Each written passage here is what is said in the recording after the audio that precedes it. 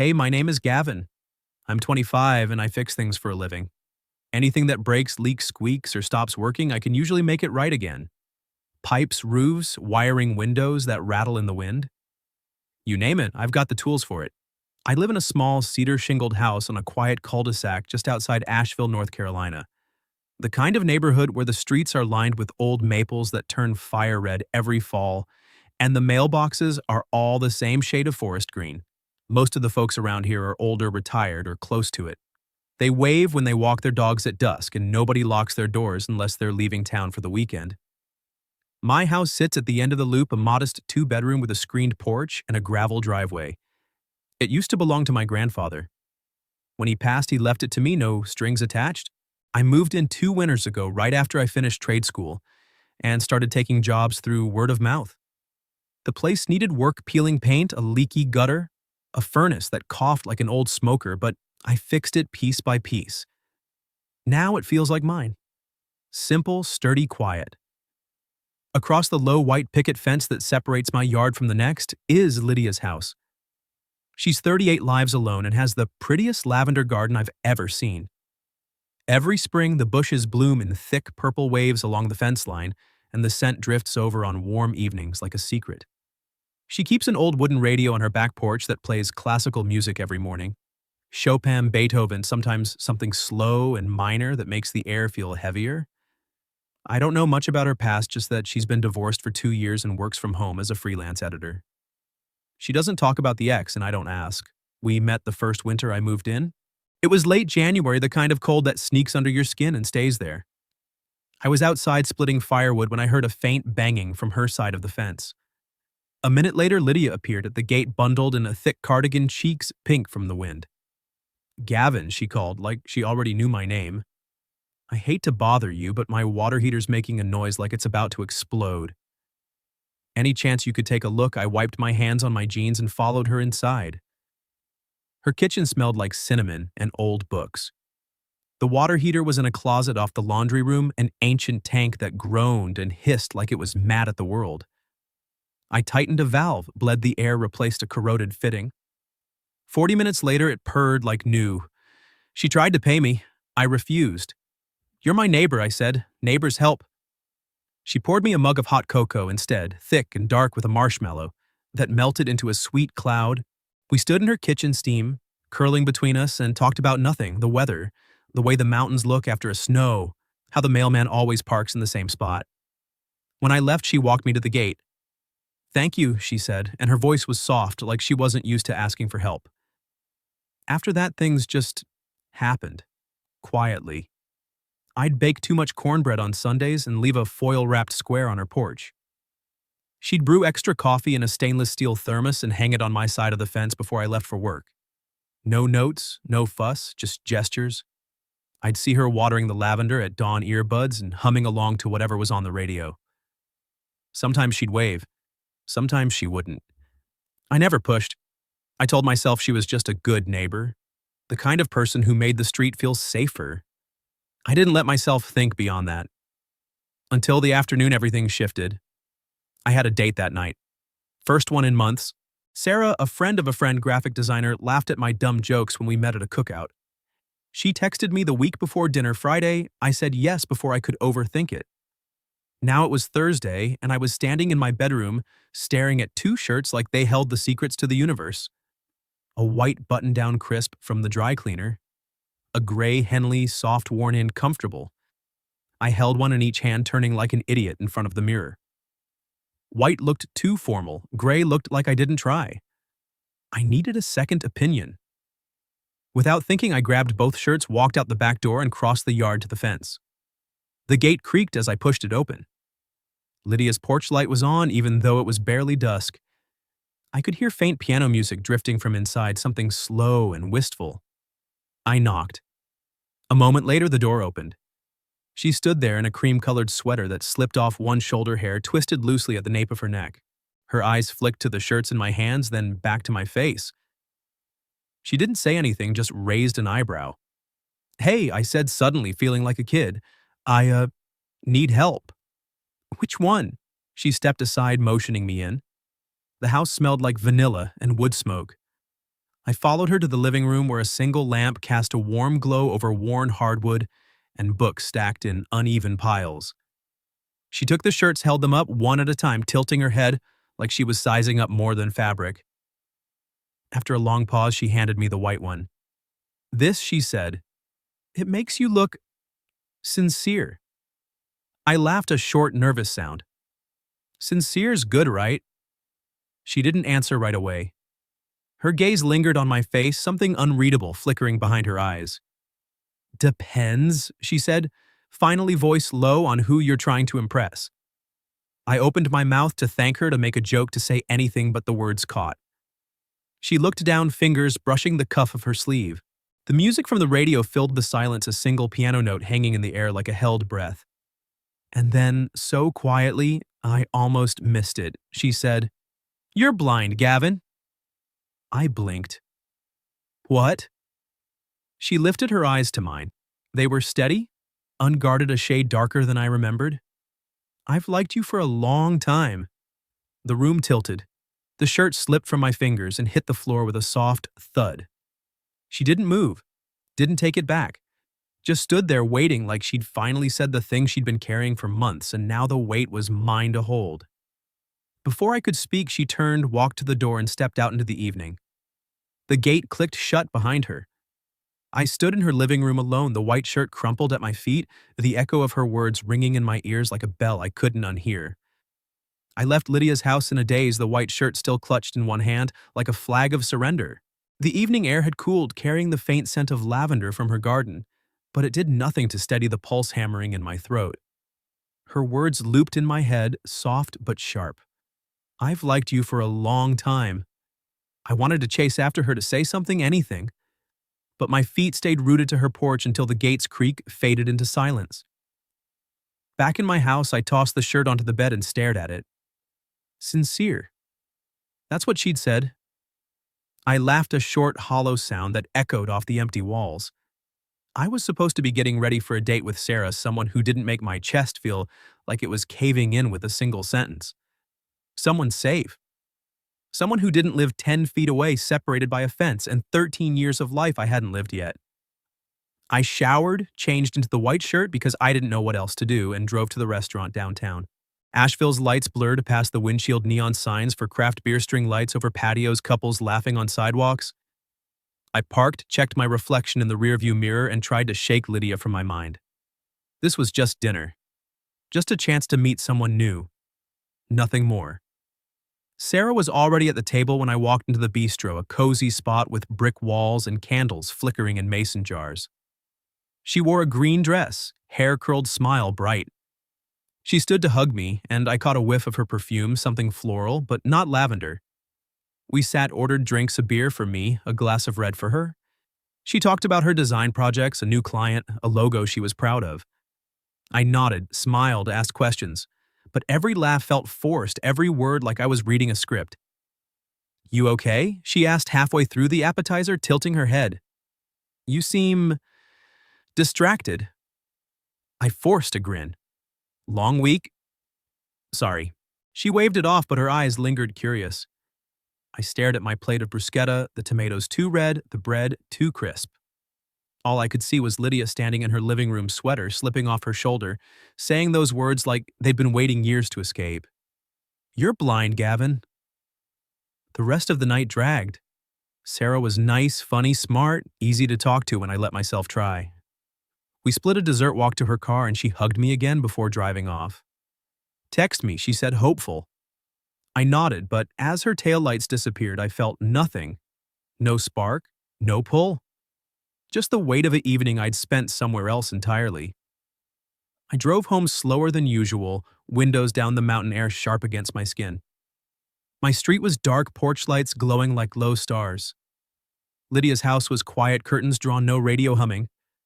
I sat in my truck for a minute, keys still in the ignition, staring at the fence. The thermos she used to leave for me wasn't there. Hadn't been for days, I realized. Not since before she said it. Inside, I dropped my keys on the counter, kicked off my shoes, and stood in the kitchen like I didn't know what to do with myself. The white shirt felt too tight, too clean. Too much like a costume. I peeled it off, threw it in the hamper, and pulled on an old t-shirt instead.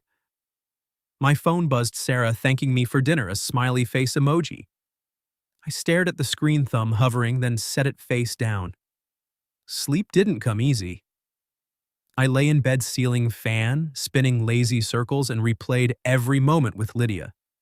The cocoa that first winter, the cornbread, the way she'd hum while watering her flowers, oblivious to me watching from my porch. I told myself it was nothing, just neighborly kindness. But now her words cracked that open and I couldn't unsee it. The thermos, the smiles, the way she'd linger at the fence sometimes like she was waiting for me to say something first. I wasn't blind. I was scared. The next morning I woke to silence. No piano drifting over the fence. No clink of a thermos against my gate. I brewed coffee stronger than usual and stood at the kitchen window staring at her house. The lavender looked untouched, no footprints in the dew. I thought about knocking, apologizing, asking what she meant. But what would I say? I heard you. I'm just not sure what to do with it. Work kept me busy. A leaky faucet in an old Victorian downtown, a busted garage door in a newer subdivision. My hands moved on autopilot, wrench, tightening screwdriver turning, but my mind was stuck on her. By noon, I was back in my truck, radio off the quiet, louder than any song. I stopped at the bakery on the corner, grabbed a loaf of sourdough, and almost left it on her porch. But I didn't. I wasn't ready. That evening, I mowed my lawn, the roar of the engine drowning out everything else. When I finished, sweat sticking to my shirt, I glanced over the fence. Her curtains were still closed. No light. No movement. I felt it then, a pang I couldn't name. Not guilt, not exactly. Something heavier. Like I'd missed a chance I didn't even know I had. Days blurred. I saw Sarah once more, coffee this time, but it felt like going through the motions. She was great, but she wasn't her. I stopped texting back. Lydia's house stayed quiet. No thermos, no radio, no lavender-scented breeze. I started waking earlier hoping to catch her outside, but she was never there. I'd stand at the fence, hands in my pockets, feeling like an idiot. One night I tried texting her. Hey, can we talk? My thumb hovered over send, then deleted it. What would I even say? Sorry, I didn't see you. Sorry, I'm 25 and you're 38 and I don't know what the hell I'm doing. I didn't send it. Instead, I baked cornbread. Too much like always, wrapped a square in foil, walked to her porch and set it down. Knocked once. No answer. I left it there, walked back and didn't look behind me. The next morning, the foil was still there, untouched. I told myself it didn't matter, but it did. I wasn't just fixing things anymore, I was breaking them. And the one thing I wanted to fix us, whatever we were, I didn't know how to start. The cornbread sat on Lydia's porch for 2 days. I saw it every time I pulled into my driveway, a silver square catching the sun like a tiny mirror reflecting my own stupidity. On the third morning, it was gone. No note, no sign she'd even touched it. Just empty space where it had been. I told myself that was something. At least she'd taken it inside, but the radio stayed silent and the curtains never moved. I threw myself into work. A kitchen remodel in West Asheville, a deck repair up in the hills, a furnace tune-up for an old couple who paid me in homemade jam and stories about the war. My hands stayed busy, but my head wouldn't shut up. Every pipe I tightened, every nail I drove, I heard her voice. I've liked you for a long time. It played on loop, softer than the radio she used to leave on, louder than anything else. Sarah texted again. Coffee this week? I stared at the message, thumbs frozen. I typed sure, then deleted it. Typed rain check, then deleted that too. Finally, I just turned the phone face down and went back to sanding a countertop until my arms burned. Evenings were the worst. I'd sit on my porch with a beer watching the sky fade from orange to purple, waiting for a light to flicker on in her house. Sometimes it did a dim glow behind the curtains, gone as quick as it came. I'd imagine her in there reading, editing, maybe thinking about me. Or maybe not. Maybe she'd already moved on, chalked it up to a moment of weakness, a mistake she'd rather forget. The thought made my stomach twist. I started leaving things, not every day, just enough to test the water. A small bundle of kindling when I split wood. A jar of local honey from the farmer's market. A note, once hope you're okay, scribbled on a scrap of paper. I left it under the honey. The next morning, everything was gone. No response, no wave, Nothing. But I kept going. One Saturday, I fixed the loose board on her side of the fence. The wood had warped from the rain and the gate hung crooked. I didn't ask, just showed up with my toolbox, hammered it straight, sanded the splinters. When I finished, I stood back, hands on my hips, sweat dripping down my neck. The gate swung smooth now, no creak. I glanced at her window. The curtain twitched. Just once. Then nothing. That night I couldn't sleep. I sat at my kitchen table with a glass of water, staring at the fence through the window. The moon lit up white pickets glowing like bones. I thought about knocking. About saying I'm not blind. I see you now, but what then? What if she laughed? What if she cried? What if she closed the door again? I didn't knock. Instead, I did the only thing I knew how to do. I fixed something. The next morning, I brewed coffee strong and black the way she liked it. Poured it into the old stainless thermos she used to leave for me. No note this time, just the coffee. I walked to her porch before the sun was fully up, set it on the step, and knocked once. Then I went back to my house, heart in my throat, and waited. An hour passed. 2. I pretended to read the paper, but my eyes kept drifting to her door. Finally, it opened. Lydia stepped out in a robe, hair loose, eyes squinting against the light. She looked at the thermos, then at my house. I froze behind the curtain. She didn't wave, didn't smile. Just picked it up, went back inside, and closed the door. But the thermos was gone. That was enough. I started showing up more. Not pushing, just there. I'd mow her side of the lawn when I did mine, replace the burnt-out bulb in her porch light, leave a small tin of lavender shortbread I baked from a recipe I found online. She never said thank you, never acknowledged it. But the tins came back empty. The light stayed on, the lawn stayed neat. One afternoon, I was on my knees in her yard tightening the hose bib that had been dripping for weeks. The sun was low, casting long shadows across the lavender. I didn't hear her come out until her shadow fell over me. "You don't have to do this," she said. Her voice was quiet, but it wasn't cold. I looked up. She stood a few feet away, arms crossed, wearing an old UNC sweatshirt and jeans. Her hair was down, curling at the ends. She looked tired, but not angry. "I know," I said, wiping my hands on a rag. "I want to." She didn't respond, just watched me finish. When I stood, she was closer than I expected. Close enough to smell the faint trace of vanilla on her skin. "Why now?" she asked. I swallowed. Because I was an idiot. A flicker of something crossed her face. Not a smile, but not a frown either. She nodded once like she'd heard enough and turned back to the house. But before she reached the door, she paused. "The coffee was good," she said, without looking back. "Thank you." Then she was gone. I stood there, rag in hand, feeling like I'd just been handed a lifeline. The next day, I left another thermos. This time, when I came home from work, it was on my porch. Empty, clean, and inside, folded neatly, was the scrap of paper I'd left weeks ago. "Hope you're okay." On the back in her handwriting, "I am now." I stared at it until the words blurred. Then I smiled, bigger than I had in weeks. We didn't talk about it. Not yet. But the silence wasn't heavy anymore, it was waiting. And for the first time, I wasn't afraid to step into it. The next morning, I woke before the sun. The house was still the only sound, the low hum of the fridge and the occasional creak of old wood settling. I brewed coffee stronger than usual and stood at the kitchen window watching the sky shift from charcoal to pale gold. Lydia's porch light was off. Her curtains were open for the first time in weeks, a sliver of soft yellow glowing from her living room. I took it as a sign.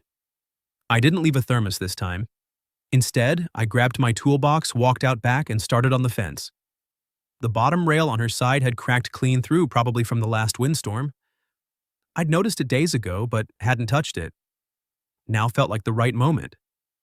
I measured, cut a new piece from scrap pine in my shed, sanded the edges smooth. The work was simple, familiar. My hands knew what to do even when my head was spinning. By the time the sun cleared the trees, the rail was replaced, the gate swinging true again.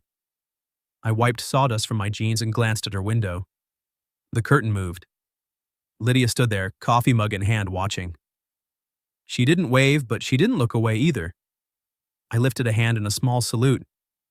She nodded almost imperceptibly, then disappeared. I went to work.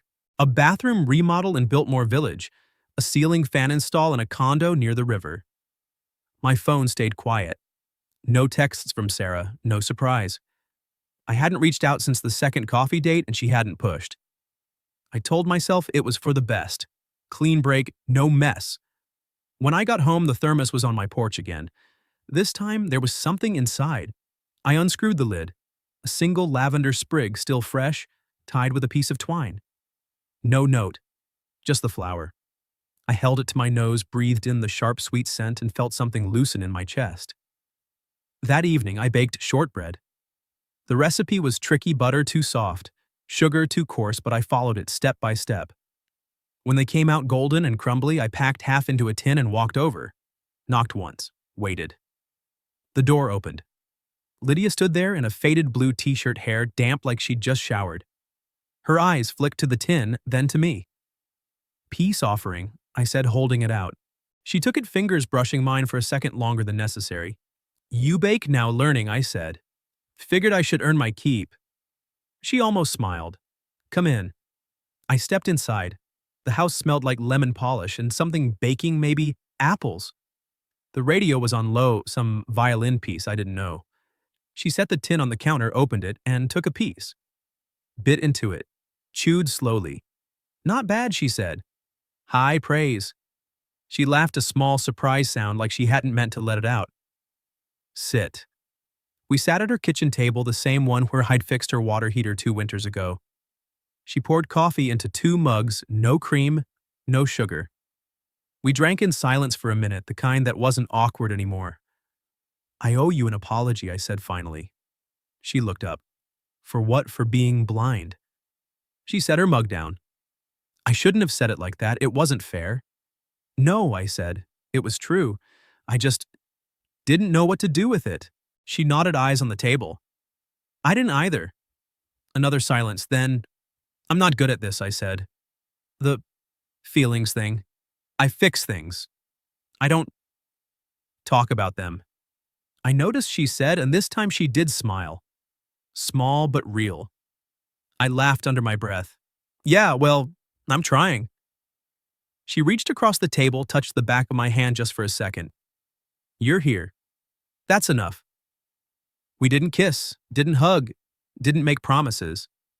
But when I left an hour later, the tin was empty and the lavender sprig was on my porch, tucked under the thermos like a bookmark. The days after that fell into a new rhythm. I'd show up with my tools, fix something small, a loose cabinet hinge, a dripping faucet, a porch step that squeaked. She'd leave coffee or soup in a mason jar or a slice of pie wrapped in foil. We'd talk on her porch or mine, never long, never deep, but steady. Like we were building something out of scraps, one nail at a time. One Sunday, I was replacing the gutter on her side of the house. The ladder wobbled on the uneven ground. She came out with a second ladder, held it steady without being asked. "You'll fall," she said. "Only if you let go." She didn't. When I climbed down, she was still there, arms crossed, watching. "You missed a spot," she said, pointing to a leaf stuck in the downspout. I grinned. Perfectionist. Realist. I pulled the leaf out, tossed it into the yard. Better much. We stood there, the sun warm on our backs, the scent of lavender thick in the air. I wanted to say something, anything, but the words stuck. She beat me to it. "Dinner," she asked. "Tonight. My place. I'm making lasagna." I nodded. "I'll bring dessert," she smiled. "You better." That night I showed up with a store-bought cheesecake and a bottle of red. She opened the door in a simple black dress, hair down barefoot. The house smelled like garlic and oregano. We ate at the table, no radio, just the sound of forks on plates, and the occasional laugh when the cheese stretched too far. After dinner, we sat on her porch swing. The sky was clear, stars sharp. She leaned back, feet tucked under her. "I used to hate this swing," she said. "My ex bought it. Said it was romantic. I thought it was ugly." I looked at it, old wood, faded cushions. "It's not so bad." She nudged me with her shoulder. "You're easy, only with you." She was quiet for a minute. "Then I was scared, that night. When I said it." "I know." "I thought you'd run. I almost did." But you didn't. No, I said, I didn't. She turned to face me. Why I met her eyes? Because you're worth staying for. She didn't cry, didn't kiss me, just leaned her head on my shoulder and we sat there until the stars faded and the crickets went quiet. 3 months slipped by like pages in a book you don't want to end. We never put a name on what we were. No labels, no announcements, no big talks about the future. Just mornings and evenings stitched together with small, deliberate acts. I'd wake to the low murmur of her radio drifting over the fence, Chopin or Debussy, never loud enough to wake the neighbors, just enough to remind me she was there. I'd cross the yard with my toolbox before the dew burned off the grass, fix whatever needed fixing, a shutter that rattled in the wind, a garden gate that sagged, the porch light that flickered when the humidity rose. She'd appear with 2 mugs of coffee, black no sugar, and we'd drink them on the steps while the sun climbed. Some days she'd be at her desk, headphones on fingers, flying across the keyboard editing manuscripts for authors I'd never heard of. I'd wave through the window and keep working. Other days she'd be in the garden, knees in the dirt, lavender dust on her jeans. I'd hand her the hose when her arms got tired. She'd smile without looking up. Evenings were ours. I'd grill steaks on my rusty Weber, carry the plates over the fence. She'd set the table on her porch, mismatched china cloth napkins, a candle stub in a jelly jar. We'd eat while the sky turned peach and indigo, talking about nothing urgent, the way the mountains looked after rain, the new bakery downtown, the stray cat that kept sneaking into her shed. Sometimes we didn't talk at all, just sat shoulder to shoulder, the swing creaking under us, her bare foot brushing my ankle. One Sunday in late September, the air crisp enough for sweaters, I found her in the garden pruning the lavender. The bushes were heavy with blooms, purple heads nodding in the breeze. I leaned on the fence, coffee in hand. If I asked you about the shirt again, I said the white one, what would you say? She didn't look up, just kept snipping. I'd say the same thing. It makes you look sincere. I grinned. And if I asked what you're wearing to walk with me today? She set the shears down, wiped her hands on her jeans, and finally met my eyes. Jeans. This old sweater. Boots if the path's muddy. She tilted her head. Why? Where are we going? Nowhere, I said. Just around the block. Maybe to the creek. Wherever you want.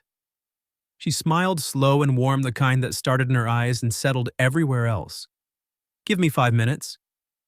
We walked the loop of our street past the maples, just starting to turn past the mailboxes and the sleeping dogs behind picket fences. She slipped her hand into mine like it had always belonged there. We didn't speak much. Didn't need to.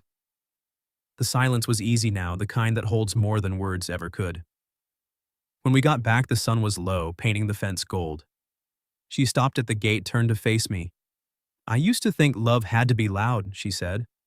Fireworks, grand gestures. But this? She gestured between us, the fence, the houses, the quiet. This is better. I nodded. It's enough.